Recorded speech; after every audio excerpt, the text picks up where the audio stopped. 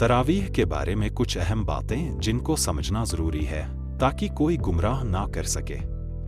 तरावीह की नमाज खुद आका सल्लल्लाहु अलैहि वसल्लम ने भी अदा की थी, लेकिन इसकी रकअतों की कोई मुकर्रर तादाद सही सनद से साबित नहीं है। उनके दौर में सहाबाए किराम भी तरावीह पढ़ते थे और उन्होंने इसे देखकर इसे पसंद भी किया। यह तरावीह अदब के साथ पढ़ी जाती थी, लेकिन एक ही इमाम के पीछे नहीं बल्कि मुख्तलिफ जमातों में अदा की जाती थी। सहाबाए किराम के दौर में अलग अलग जमातें हुआ करती थीं और यह सिलसिला रसूलुल्लाह सल्लल्लाहु अलैहि वसल्लम के बाद भी जारी रहा। हज़रत उमर रज़ियल्लाहु अन्हु के दौर तक तरावीह की जमातें मुख्तलिफ हुआ करती थीं, लेकिन उन्होंने तमाम लोगों को एक जगह जमा कर एक ही इमाम के पीछे पढ़ने का हुक्म दिया। उस वक्त उन्होंने उबई बिन काब को इसका इमाम बनाया। उनके बारे में आका सल्लल्लाहु अलैहि वसल्लम ने फरमाया कि सबसे बेहतरीन कारी उबई बिन काब है। अगर तमाम रिवायतों को देखा जाए तो यह वाज़ेह नहीं होता कि नबी पाक सल्लल्लाहु अलैहि वसल्लम के दौर में सहाबाए किराम कितनी रकअतें पढ़ते थे, लेकिन यह बात यकीनी है कि वे सिर्फ 8 रकअत तक महदूद नहीं थे। तरावीह के बारे में सबसे अहम बात यह है कि जब उमर रज़ियल्लाहु अन्हु ने उबई बिन काब को 20 रकअत पढ़ाने का हुक्म दिया, उस वक्त तमाम बड़े सहाबाए किराम मौजूद थे, लेकिन किसी ने भी इस फैसले की मुखालफत नहीं की।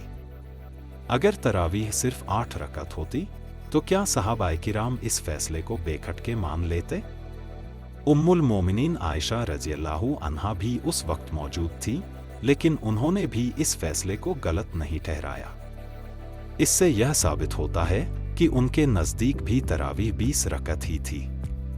खलीफा वक्त उमर रज़ियल्लाहु अन्हु के बाद तमाम सहाबाए किराम ने उनके फैसले को कबूल किया और 20 रकअत तरावीह का अमल जारी रखा। इस तरह यह मसला तमाम सहाबाए किराम के इज्मा सर्वसम्मति से साबित हो गया और अब जो इसका इनकार करता है वह गुमराह है।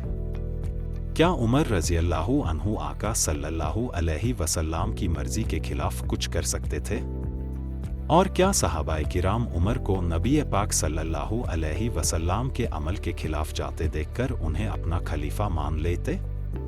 तरावीह को बिदअत फारूकी कहने वालों को सोचने की जरूरत है कि उमर कौन थे।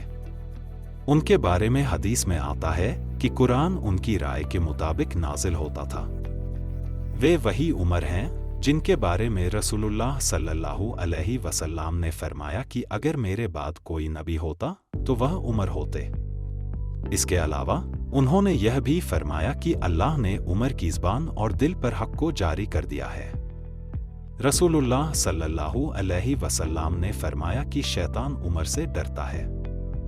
यह बात कल भी सच थी और आज भी जो लोग तरावीह के बारे में शक पैदा कर रहे हैं वे इस हकीकत से भाग नहीं सकते।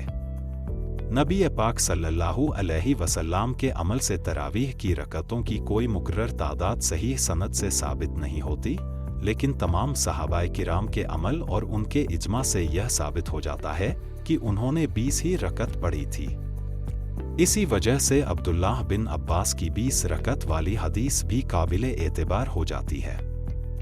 जब 2 हदीसों में कोई फर्क हो तो यह देखा जाता है कि सहाबाए किराम का अमल किस पर था।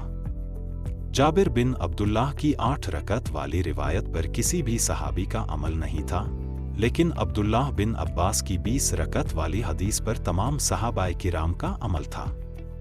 न सिर्फ सहाबाए किराम बल्कि चारों इमाम, तमाम मुहद्दिसीन, फुकहा और समस्त मुसलमानों का अमल इसी पर था। अब अगर कोई इसका इनकार करता है तो वह अपने नफ्स और शैतान की पैरवी कर रहा है।